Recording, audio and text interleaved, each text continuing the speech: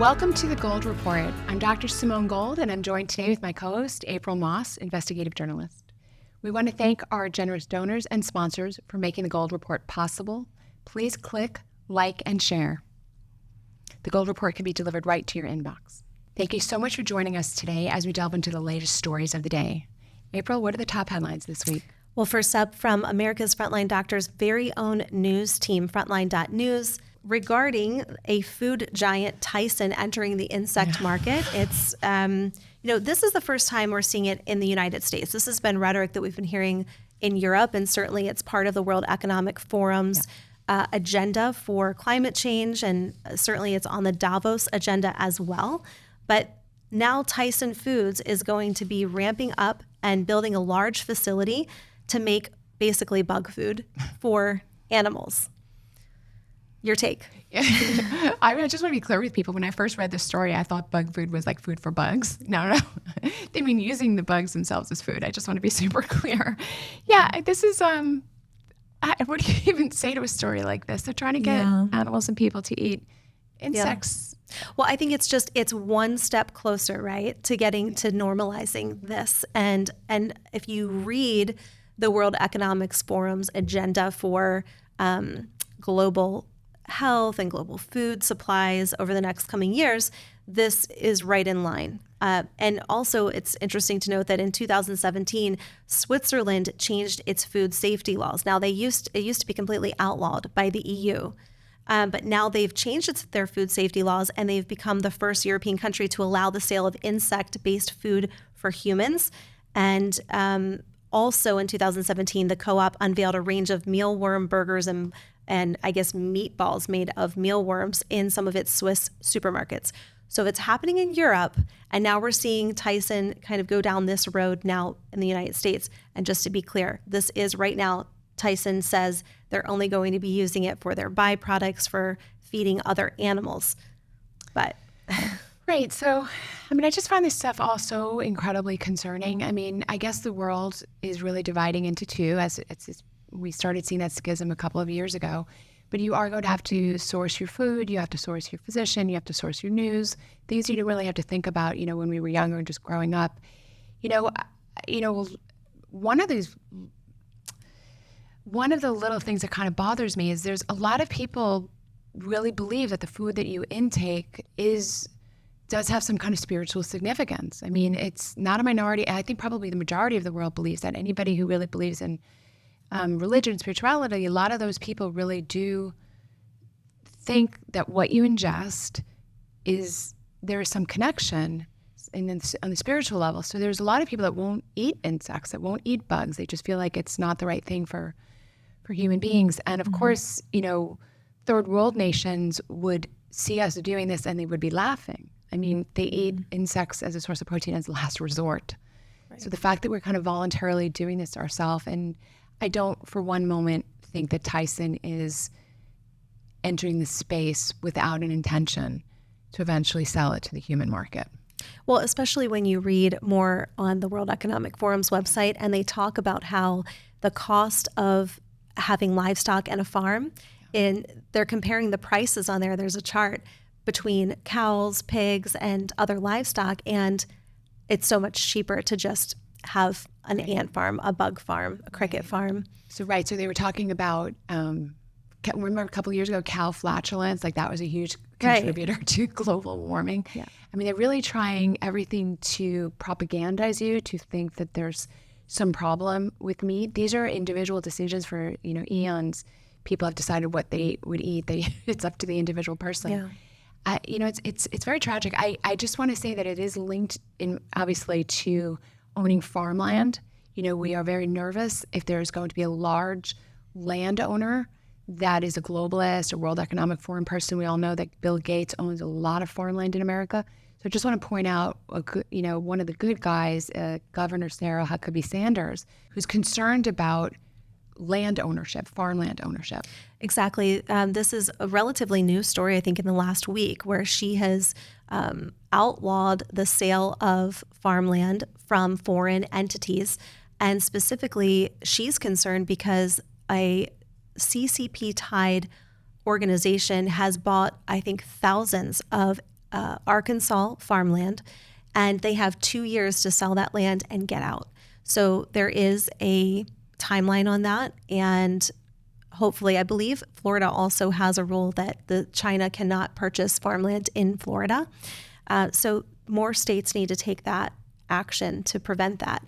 Specifically in the Arkansas issue, though, they were talking about how the Chinese company that was owning the farmland was using chemicals and pesticides that were known to cause feminization. And so that was another health issue as well. We have to keep an eye on these things. Americans, we've had the luxury of having, an ocean on either side. And, when world wars happen, we tend to be pretty removed from it. But, a lot of what, part of the motivation in World War II was just to create enough food for Germany, which is landlocked and didn't have a lot of farmland. So Ukraine is considered the breadbasket of that region. And so that's also contributing to why people fight. So we are also, in America, we have tremendous farmland, and we absolutely have to keep an eye on it and make sure that it's not being hijacked for nefarious purposes. Yep. Next story, and I'm really curious on your expertise on this, because it's something that a lot of parents, when they hear this headline, they're not going to really understand what it is. So I'm hoping you can help explain. But the FDA is finally announcing that it finds a safety signal of seizures in children 2 to 5 years old following the mRNA injections, and that's in Pfizer and Moderna injections.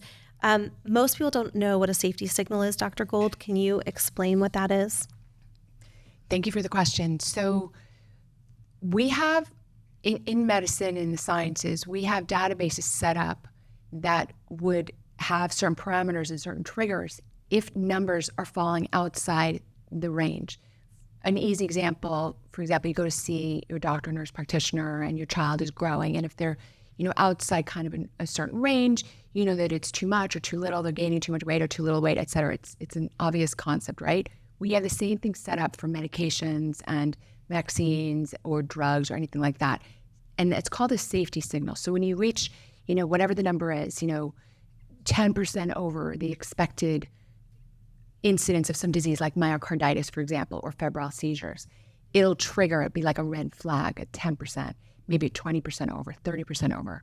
So this article is saying that the FDA has found these safety signals. In other words, higher incidence of the disease than they should otherwise see. In other words, if you normally see one child in 100 will have a febrile seizure, but now you're seeing 3 children in 100, that would be a safety signal. What I found disingenuous, though, about this article is, my goodness gracious, we are at the end of 2023, and there have been so many safety signals alarming like crazy in the government's own databases. Myocarditis is one of them, but there's strokes and heart attacks and many kind of clotting disorders and vasculitis and all sorts of problems, and miscarriages have been much higher. All of these are safety signals that have been triggered. Yeah. So I'm not 100% sure why the FDA is acknowledging it in this article. We've known about it for years. I mean, I guess it's a step forward, I suppose.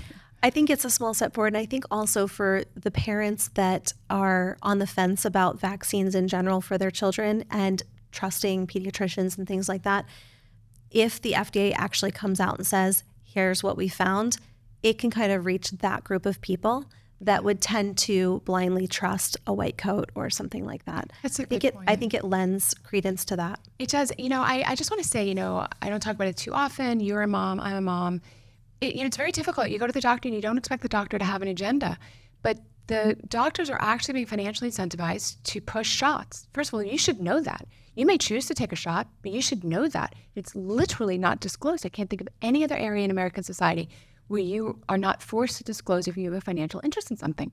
If a doctor has a financial interest in the lab down the street or the x-ray center down the street, he must disclose it by law. If the lawyer has a financial interest in the accounting firm that they're recommending it to, they must disclose it.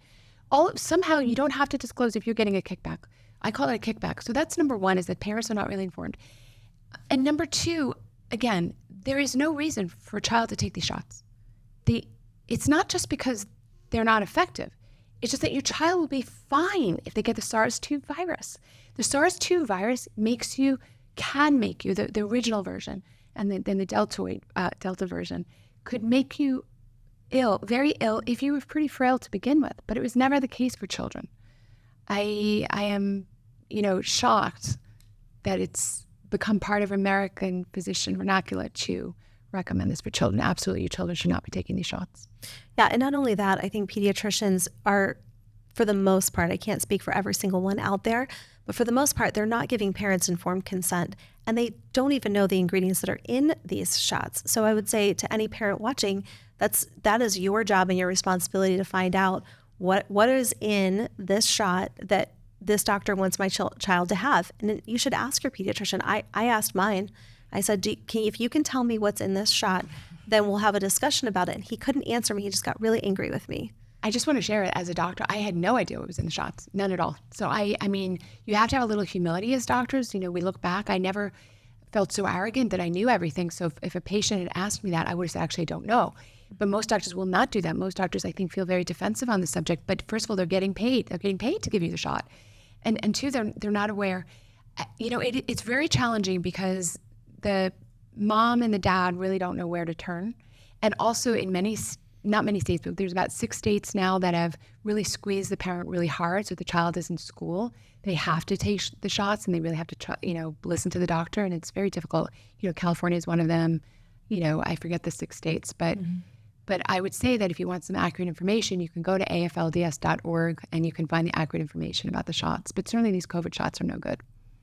Now, this next story I think is incredibly important. The Children's Health Defense is publishing a 4-part series, and it's covering a nonprofit organization called Moms Across America, who funded testing results for the top U.S. fast food restaurants.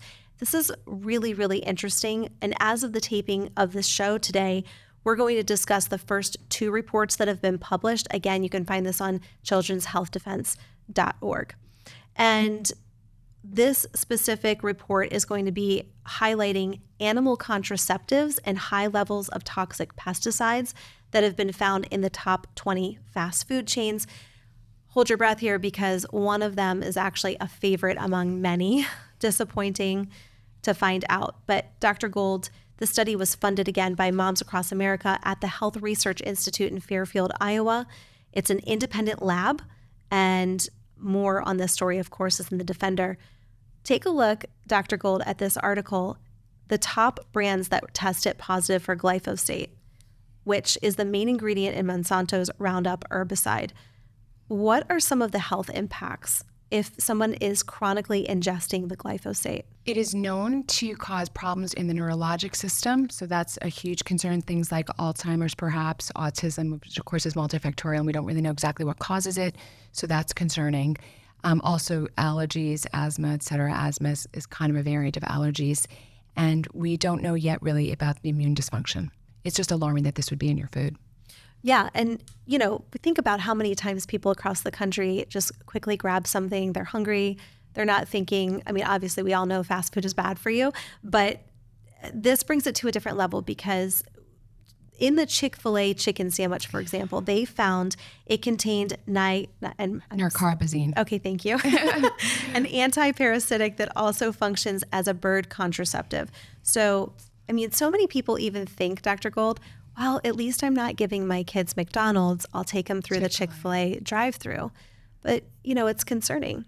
So I just have to be cautious as a doctor because I don't know yet really the significance of all of this, but I do know that it's not being studied properly. It's not being pointed out to people properly.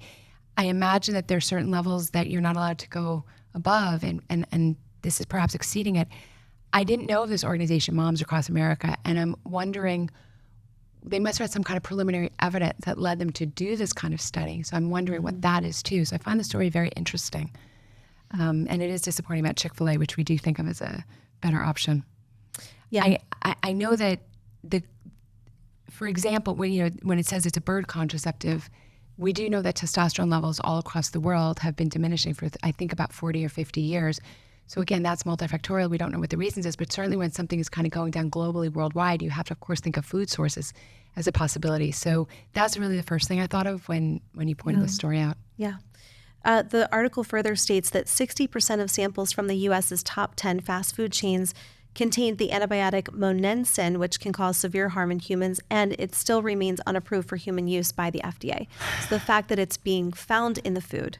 So I want to point out, and I don't have the hard facts at my fingertips, but I want to point out that American rules as it comes to food are very, very different than European. It sounds like you've known this. They have much more stringent rules in Europe as to what is allowed to be kind of sold, really in the supermarket shelves and in fast foods than we do in America. We're putting all kinds of stuff in our food that they don't do in other countries, and I wonder if this is part of that. Yeah, it's interesting. And I mean, obviously, we know that this is one of the major issues in this article talks about how many school lunches are provided by fast food restaurants. And so when you think about these children across the country ingesting this food, ingesting all of these chemicals, we already have, we know, an attack on reproductive organs and all kinds of things that are going on with our food supply. It's concerning. And if I can just share with you, because I think this is also what you're getting at, is that it is worse for children, right? Any effect that we might have as on adults is far worse on children because their bodies are still growing. It's not just that they're smaller in size, it's that they're still growing. So there's always the potential for somebody to interfere with that growth process. Yeah, so exactly. These findings from this article were presented to U.S. lawmakers just last week during a congressional briefing on U.S. food toxicity. And some people from farms, organic regenerative farms, have made comments saying that, listen, we should be talking to U.S. policymakers to address the increase in sickness among the youth today, and also talking about a solution would be sourcing school lunches from local organic farms. And there is a network called the Farm to School Network, and they do provide healthy alternatives for school lunches. Right here where we are located in Naples, I know that Sea to Table was providing school lunches. There was an initiative a few years ago where they were providing school lunches in the local area. I will say that for one summer, I actually worked as a camp doctor, for summer camp for children, and I was absolutely shocked at how many children were on asthma, allergy, or ADD meds. It was about a third of the children. I had no idea. There's really something wrong. There's really something wrong. If you're a person over age 40 or 50 years old, you'd be hard pressed to come up with one child in your class that was on an ADD med. Maybe there was an occasional child who took an asthma medication, an inhaler, like before gym class or something. That was about it. I can't think of any when I was growing up. When I'm camp doctor just about 5 years ago, and a third of the children are on medications, we have to start looking at what the possible causes are. And when you see the kind of increase that we're seeing, I think food is most likely.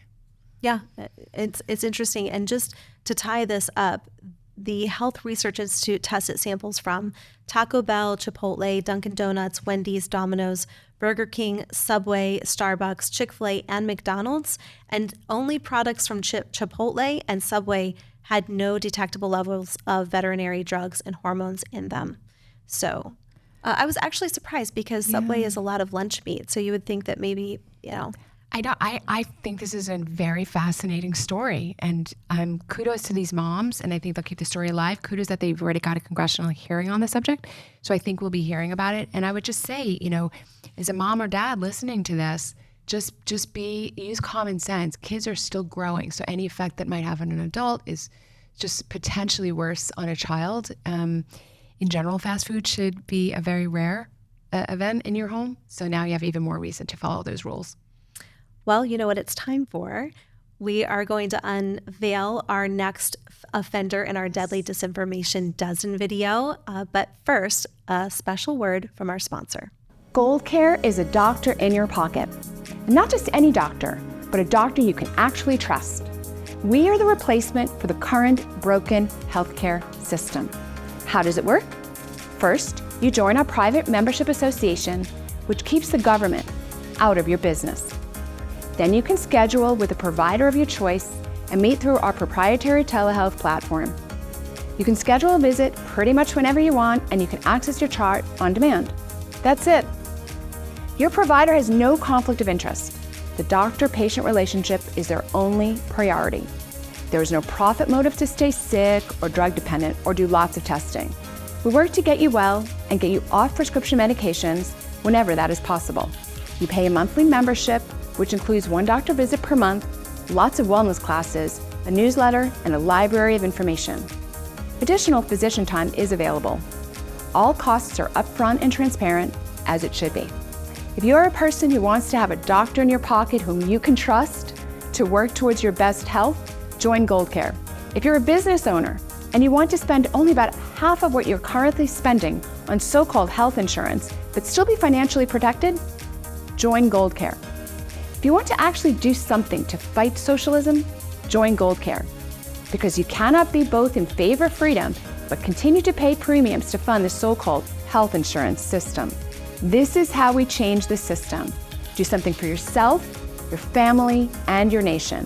Join GoldCare today and put a doctor in your pocket.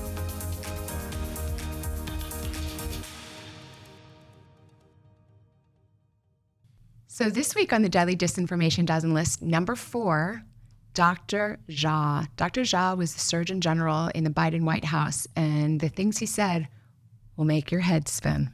The White House pointed to an aggressive online misinformation effort by a handful of bad actors. Misinformation on social media is killing people. So I think the science on masks is actually quite clear that masks work. No study in the world that shows that masks work that well. So you're never going to get the kind of benefit from mandatory year-round masks. There's no study in the world that shows that masks work that well. Well, I hope you've enjoyed our number 4 on the list of the Deadly Disinformation Dozen. Every week, we will continue to unveil another offender, and by the end of this year, we'll get to all 12 of them. So far, we've had the Biden administration, we've had Michelle Walensky. Yes, and then, of course, Fauci. many more still to come, so stay tuned for that. But Dr. Gold, you're going to be speaking at an event coming up in a couple of weeks, and it sounds fascinating. Tell us about the Walkathon event. So if you've ever heard of #Walkaway, the Walkaway movement, this was a movement started by an influencer named Brandon Struck, who himself was a left-leaning Democrat, and after the Trump-Clinton election, he kind of reevaluated things. He's gay. You always have to say that because the leftists always try to think they've co-opted the entire gay community, and it's not true. They're as diverse as any other community. So he started this movement called #Walkaway. So this is the anniversary of the Walkaway movement, and I will be speaking there. It's going to be a whole lot of fun. It's in West Palm Beach. The URL, if you want to get tickets, is, I believe it is walkawayanniversary.com, walkawayanniversary.com. And let's see, Katie Hopkins will be there, Rudy Giuliani will be there, Lara Trump will be there, I'll be there, the Schlaps. It'll be really great. It does sound like a great event, and people locally in Florida can get tickets for that on that website. And that wraps up the Gold Report for today. We're so glad that you joined us. Please make sure you visit thegoldreport.com. Feel free to submit your questions that you have for Dr. Gold. We're happy to answer those on the show each week. And we're excited for another week of the Gold Report. The Gold Report, one set of facts, true today, true tomorrow.